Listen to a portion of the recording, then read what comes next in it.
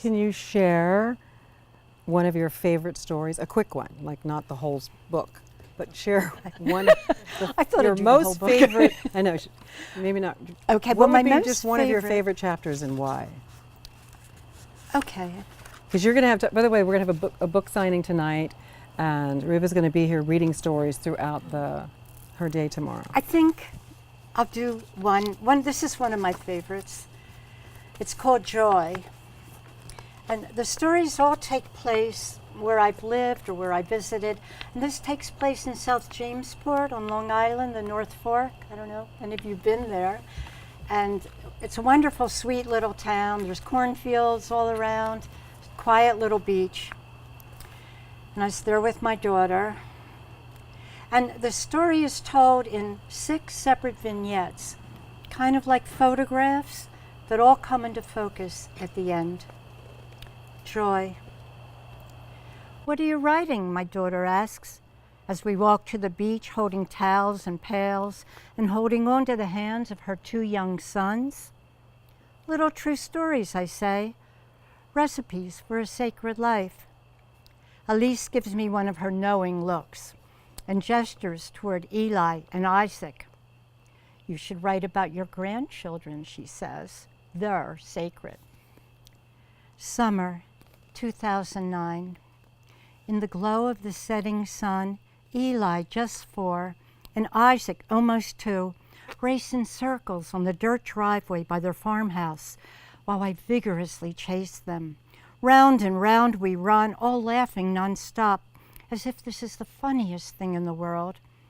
And whenever I pause, gasping for breath, Isaac looks at me appealingly and says, "Ma, Ma."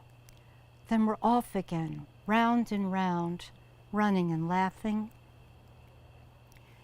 Jenna Rose, 5½, tosses her long hair, shiny and golden like her mother Cindy's, and asks if she can brush my shorter, darker tresses. She kneels behind me on the bed and brushes with long, slow strokes.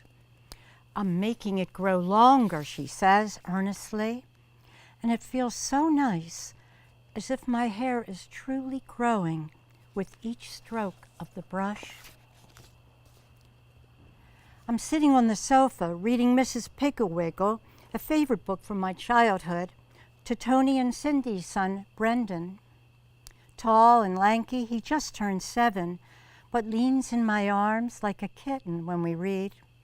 He likes the book.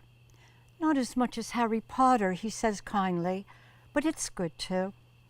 He curls up happily and gently strokes my arm, and I feel the warmth of him and our love. John walks over to the driveway to join the chasing game, pitching Eli and Isaac to a near ecstatic state. Round and round we run, belly laughing, until loud honking sounds ripple above us, moving through the sky. "Geese," Eli shouts. "Geese," Isaac shouts. And we all stop and gaze upward like a moment of prayer. There was a time in my life that seemed so painful, I feared I was falling apart. So my mother came to New York to be with me, to help me take care of my kids, her grandkids. "Hang in," she said. "Be strong, because the good times will come back, I promise, and you want to be ready." So your book is filled with these wonderful sort of raw, honest sort of stories. But I want to jump a bit to gratitude, something we talked a lot about. Yeah. We recently talked to Candy Chang. Candy Chang is an artist who paints gratitude murals around the world. And we have a gratitude mural. For those of you who are here, definitely take the time to write on our gratitude board. How can we relate to gratitude today? Because I see it throughout your book so much in today's society. How to relate to Yeah, it today? how do we become grateful? How do we become grateful? Well, I have a few. I know you do. Yeah. You have lots of them. I have so many grateful stories. I think one thing I like to do is to start and end the day with gratitude. And in the morning, just it could be a prayer, a meditation, or just sitting in bed and saying, thank you for another day, or thank you, rain. That just sounds so nice. So just to start the day in some way, to say, one thing I do that I sit in front of a candle. I was talking with someone at the table, we love candles, and candles are so sacred, are so special, they make everything better. And I'll sit before a candle and say in Spanish, gracias papito Dios por el milagro de un otro día.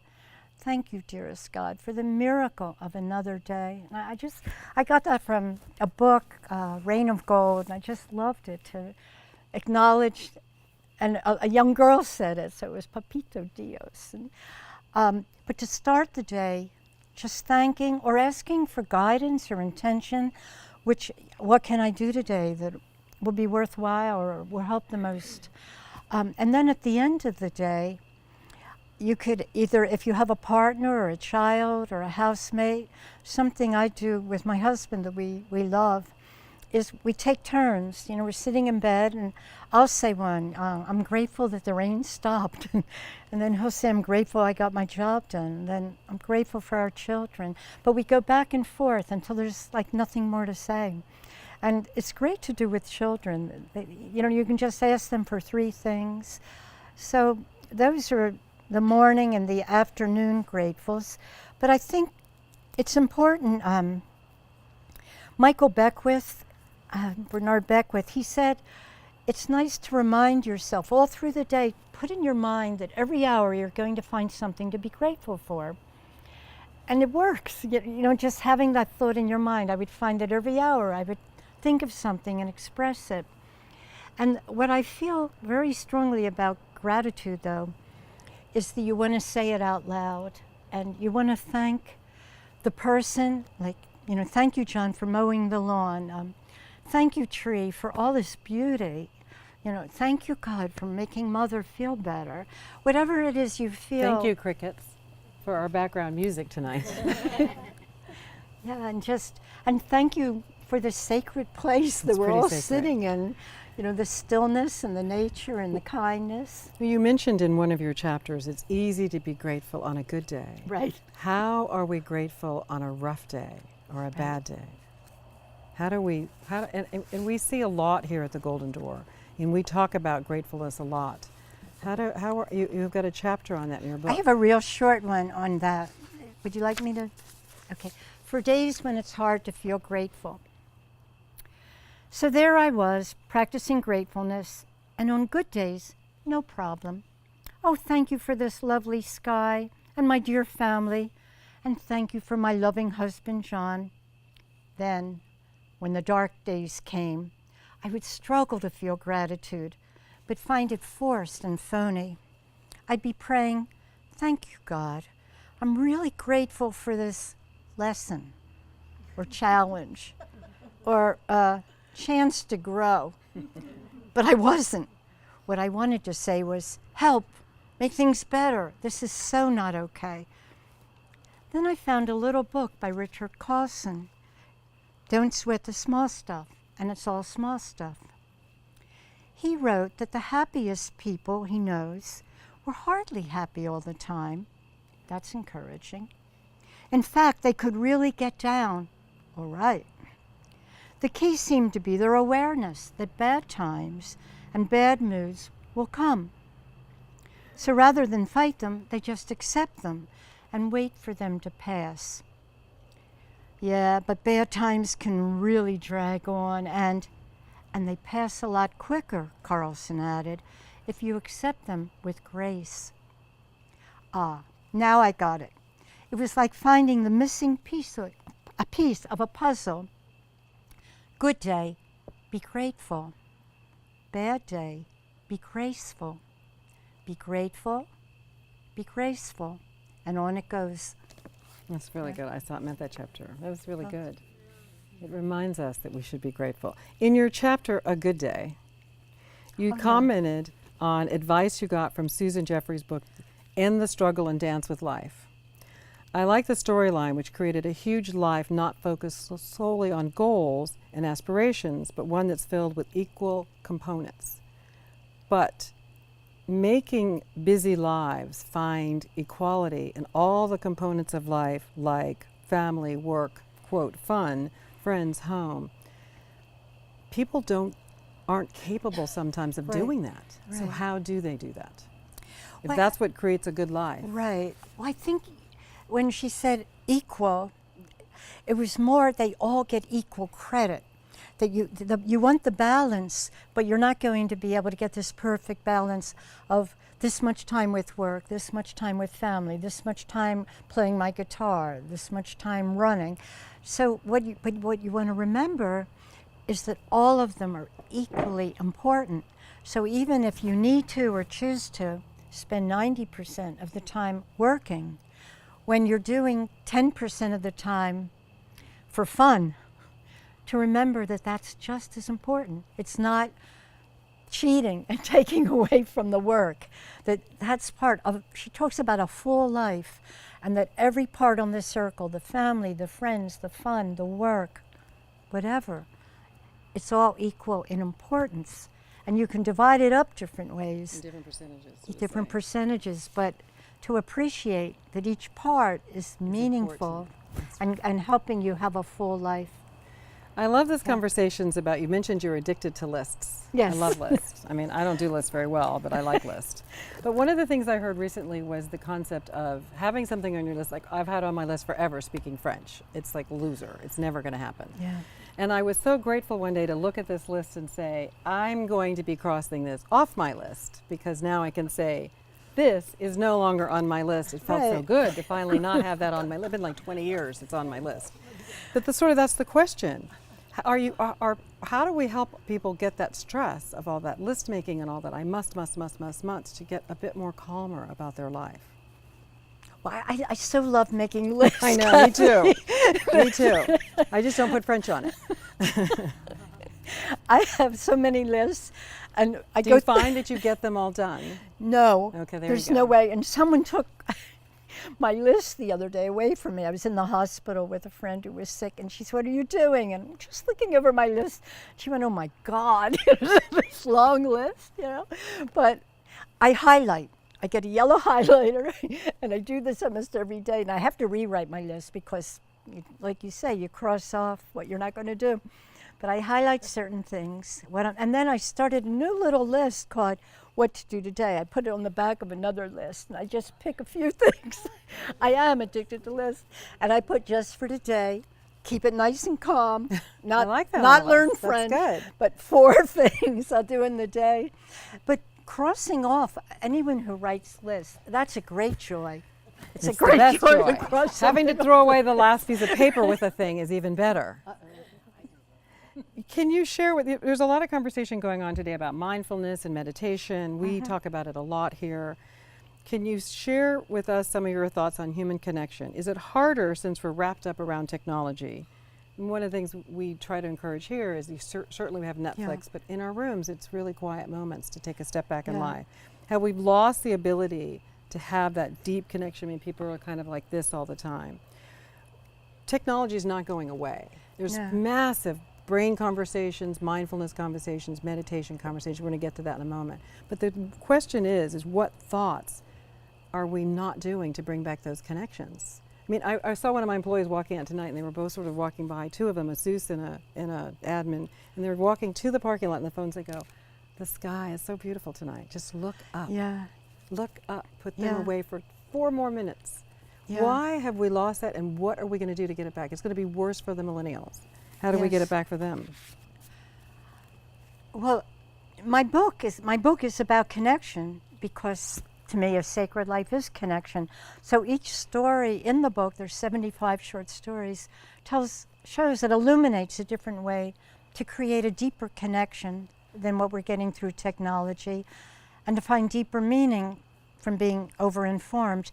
I think, though, it is very hard, and it can be very dark, especially as things are getting darker. If you're hooked in to the computer and you're following the news, it's dangerous. And one thing I do myself is I've decided Sabbath. My Sabbath I was raised Jewish, is Saturday. So no more computer on Saturday. I'm not a very tech person. I have a dumb phone.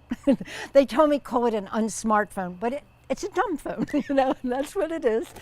So I'm not that, but I am plugged in a lot to my computer, and to have one day without it. That's important. It's so wonderful. And then I made a new vow recently, and John and I both vowed, after dinner, no more computers. We're both writers, so we say we're going on to write, but we do everything. You know, you go on and you're lost in it. We had this interesting conversations about people today use their iPhones for their alarm clocks, of course. Yeah. And it's almost impossible, of course we all know this, when your iPhone is your alarm clock, right? We all know, to put it away and not look at a message when it's your alarm clock. And that we created this conversation that we built a little bed for the iPhones in another room, of course. And that there was a ritual of putting the phones away in their beds before you went into your room. I know that sounds really impossible, but we had these group of executive women actually practice it over a period of time, and they found their sleep patterns dramatically improved. Dramatically. Their faces became healthier, they became calmer, and their entire sleep was better. It's very hard, but I do know now that I'm not, the days when I follow and I don't do anything electronic after dinner, I sleep better, I feel better. And I feel like today I knew, because I was going to meet all of you and be interviewed by you, I didn't want to watch MSNBC or Washington Post or the New York Times. I knew that it would affect me, and I wouldn't be and it was great not to do it. So you mentioned 4 things to do daily. yes. A time of silence and stillness, meditate, spend time in nature, which of course this is so lovely that we're doing this tonight, and practice non-judgment. Can you share with our guests that importance of that time of quietness and stillness? Meditation is another conversation. It's more about the stillness side that I'm more interested in. Yeah, and I got these 4 things were actually from Deepak Chopra, his book, 7 Laws of Spiritual Success. And one of my stories, the Where to Begin, I do a riff on his 4 things and how hard they were for me to do, especially the non-judgment. So it goes. But the stillness is nice because it's easy and it can be as quick as you want. He's saying, just take a few minutes and do nothing. Do nothing. Sit outside, sit in the living room, sit on the floor, but don't be eating, don't be reading, don't be listening to music, just to sit. I like to do it outside the most, but then I am looking and watching the butterflies, but just to feel stillness, and that's so much of what meditation is about anyway, and this is kind of doing it without any other breath work or mantra work involved. It's just stillness, and it can be very short. So are you writing another book? What's next for Rivvy? No, I've been doing, people wanted me to write more, you know, my readers, and I feel bad because this book was given to me. I don't know when I'll be given another one. It's not, true. You know? But, so I started a blog called I Don't Blog. And it was true, I hardly ever do it. That's okay. But I am writing somewhat on that. Good. At the end of all of our interviews, we have this very special question that we ask all of our guests. As a matter of fact, we're about ready now to carve out all the questions from our interviews. And the question is, we have these incredible guests with us tonight, my YPOG, right? Yeah. YPOG friends, or WIN group. We want them to have a golden nugget. So what would be the golden nugget, the single golden nugget that you would give as a gift to our guests tonight that they could take with them? Can it be a short story, or is that too No, much? it has to be a golden nugget. Oh, it's got to be just a tiny little. Yeah, of something that you know from your stories or your books that's a piece of treasure that they can take home, that they'll never forget, or hopefully not forget. Well, I'll just introduce it briefly. Yes. Okay, because when I was talking... We're negotiating nuggets here. At dinner, talking to some of you, I just felt so proud of you all, you know, all the good work you're doing and the beautiful things you're doing, and your willingness to change and go from this to that. And it's a great gave me a lot of hope for this generation and the world. And I thought, darn, I should read them my story, which I won't, about the Christmas Eve. One night, John and I served the homeless dinner at a restaurant in Boulder that was sponsoring it. And I loved it. First, I was scared. I thought I'm going to be uncomfortable. I'm going to be condescending. I'm going to spill cranberry sauce all over them. I was really concerned, but everything was okay. And what I found was I was rushing to the kitchen to get their plates of turkey, rushing back. They'd say, thank you. And I'd say, oh, you're welcome. Would you like more? And I was so happy that I said, I want to be doing this all my life, just serving people dinner. But then I realized, and here's the golden nugget that applies to you, that no matter what we do in our lives and in our work, we're always just learning to serve each other. That's a perfect golden nugget. Thank you so much, Rivvy, for joining us tonight.